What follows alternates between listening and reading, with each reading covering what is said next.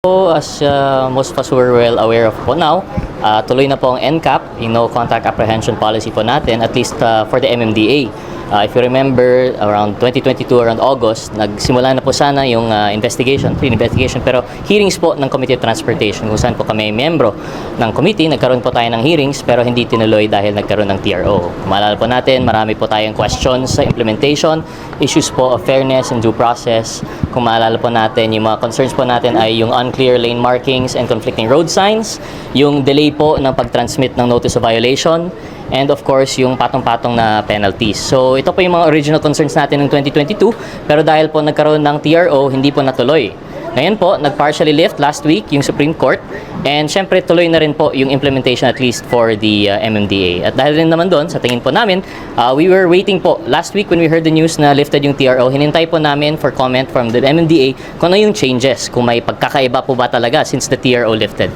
But it would appear that we don't have a copy yet of the Supreme Court lifting, pero yung pag-lift po ng TRO is not so much in relation to any remedies that were done, but more on the appeal of the MMDA that it will be required for EDSA rehabilitation. So sa amin po, kung nakita po natin wala pa rin pong pagbabago sa implementation, so we pick up where we left off. Ituloy po natin yung ating inquiry. This is not to say naman po no na yung NCAP ay is a bad thing. We laud it.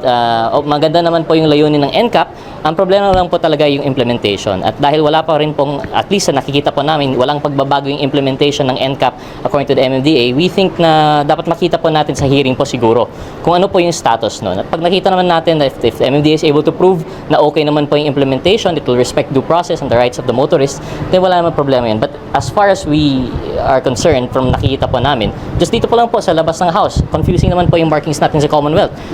Kayo po, mga kasama natin sa media dito, dumadaan po kayo, palagi may asphalting, wala pang lane marking, so paano po yun?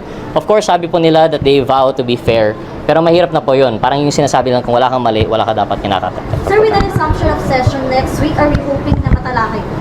Still hoping, depends also kung according to the rules, even with CND adjournment, I believe sometimes po even during recess, although hindi na po recess, no CND adjournment, but in the 2 weeks time, we're still hoping that there would be. And if not, then malapit naman po, we'll be resuming again in the 20th Congress. Unfortunately, nandito pa rin po yung partido. We will be refiling this definitely kung hindi pa po nasasagot yung ating mga concerns and issues. Kung ano ba yung odd even na scheme, sasama niyo dun sa itatalakay sa hearing if ever? As it stands po, yung aming inquiry is more on sa NCAP. Yun po yung primary concern. Yung odd even would be more in relation po sa EDSA rehabilitation. Of course, it will be considered siguro in passing dahil that will also relate to how NCAP will be implemented sa EDSA. But of course, I understand po no na dito sa in relation to yung odd even, this is really just limited to EDSA. And if I recall the press con of the good Secretary Dizon together with Chairman Artes, these are more on alternative measures po just for EDSA rehab. So hindi naman siya buong NCR. So mostly, I guess, in passing lang po, pero hindi siya yung main body po ng NCAP filing po natin. Kung yung loopholes sa pagpapatupad ng NCAP na nakikita niyo? I'm sorry? Yung loopholes, malalaking loopholes na nakita niyo sa loopholes, yung kumbaga yung mga problema nila sa pag-implement. Well, definitely yun. First and foremost, it's very hard for our motorists, yung mga lane markings natin at confusing road signages. Of course, pinag-usapan natin dito is temporary lang do ito sa MMDA, pero if we lump it all together, kahit sa mga LGU areas, doon po tayo nagkakalituan. And sometimes, even if the lane markings are clear, ang previous concern po rin natin ay kapag may exceptional circumstances. For example, may pothole yung gitna. Ang usual allegation is dapat diretso pa. Kung solid line, dapat diretso lang. Pero kung may pothole na iiwasan, minsan hindi nakukuha, natatrack, tapos notice for violation. Another naman po na big loophole sa tingin po sa amin, at least for me, yung biggest transgression po sa ating due process, yung sobrang tagal po ng notice of violation. Kung maalala po natin, there was this one instance ng isang van na late niya na po nakuha yung kanyang mga notice of violation. I think it was only after a year nakita, patong-patong na po yung kanyang violations, 100,000. So these are the things that we'd like to avoid. These are the things that we'd like to study again. So that's why we were seeking for this hearing po. Kung anong certain period po ba kayo, sorry? May certain period kayo kung kailan gusto niyo pong ipatigil muna yung NCAP implementation? Well, actually earlier last night we had a consultative meeting with some of our riders. At this morning naman po, I was able to talk with the LTO. Unfortunately, I did not have the time yet. We were trying to set up a meeting with MMDA, but beforehand, I think time is of the essence. We filed this already, given that if we wait any longer, we only have a week or two left for session. So I really had to file this now. Pero yun po, according to our meeting earlier with the LTO, si ASEC Vigor, our initial talks would seem to indicate na I think magkakaproblema po talaga yung implementation. Kasi po, if you recall, this is really tightly related, hand in hand, dito po sa IR natin on the Motorcycle Crime Prevention Act, and of course yung memo that they were going to issue in relation to transfer of ownership. Yung sa transfer of ownership issue po natin, how is this related to NCAP po, no? Kapag may violation yung isang motorista, pero yung nakapangalan na owner ay already second hand, third hand, or in the case of mga open deed of sale, hindi po, of course, yung delivery address will be different. Hindi po napupunta sa talagang naglabag. Unfairly napapatungan ng penalties yung registered owner kahit na matagal na po. Minsan nga, baka patay na po or has already passed away.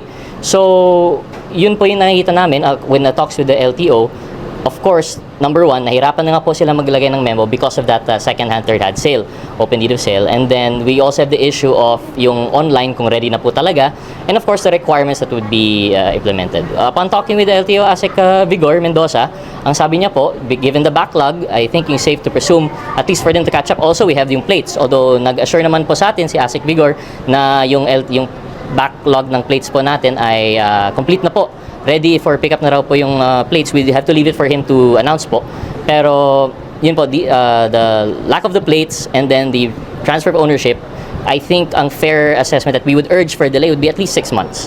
Kung may 6 months at least for them to catch up na yung yung ownership ma-transfer na, yung mga plaka ma-inform na rin po yung ating motorista to get them together, and at least 6 months na rin na siguro ayusin for them to get reports of anong lane markings yung constantly na naging problema.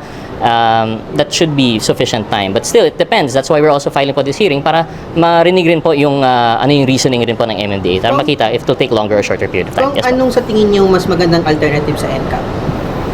Anong magandang alternative sa NCAP? I mean, do you think the NCAP should have been not implemented during the EDSA rehabilitation, or at even scheme would be enough na po? I think a different issue. The EDSA rehab is in general going to be very, as they said, magulo po talaga yan. And this is why I understand where the good secretary of the DOTR is coming from and the MMDA in relation to EDSA rehab. But we have to remember, yung NCAP is beyond just EDSA rehab.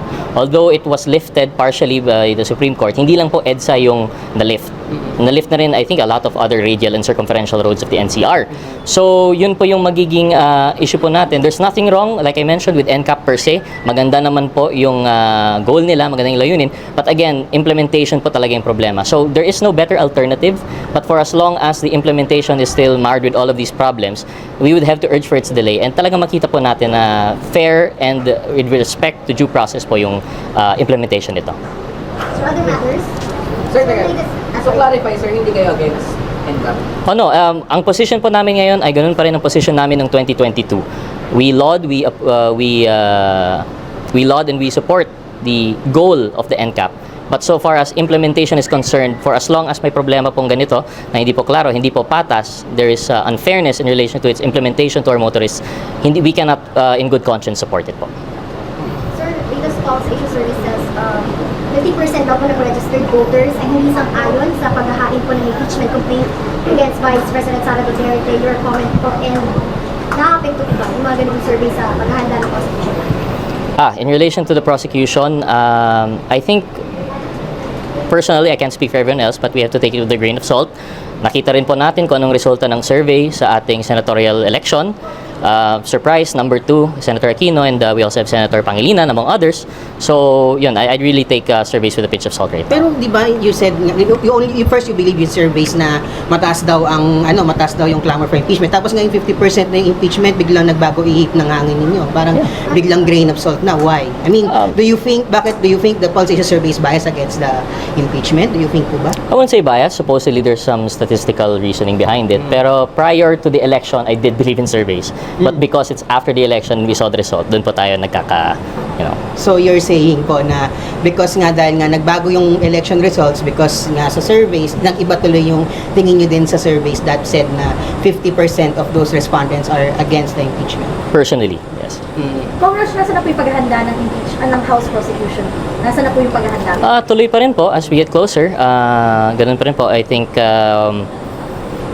the prosecution is still continuing what they really do. They're still looking through the evidence. Of course, there are a lot there that I cannot divulge. Essentially, I'm trying to think of a way to answer that without divulging too much. So all I can say is patuloy pa rin naman po. Sir, last na lang po, boss.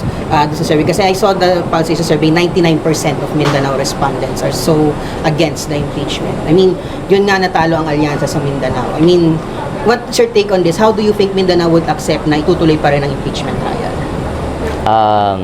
I think that's a statement po, no, na ganun yung survey. So, I mean, kasi Mindanao respondents are very much against impeachment. And that's why maraming Duterte senators ang nanalo doon. I think, well, I'd still go back to my premise po, no, yung nasabi ko kanina. Right now, personally, I'm not too sure what to think of surveys po. Okay.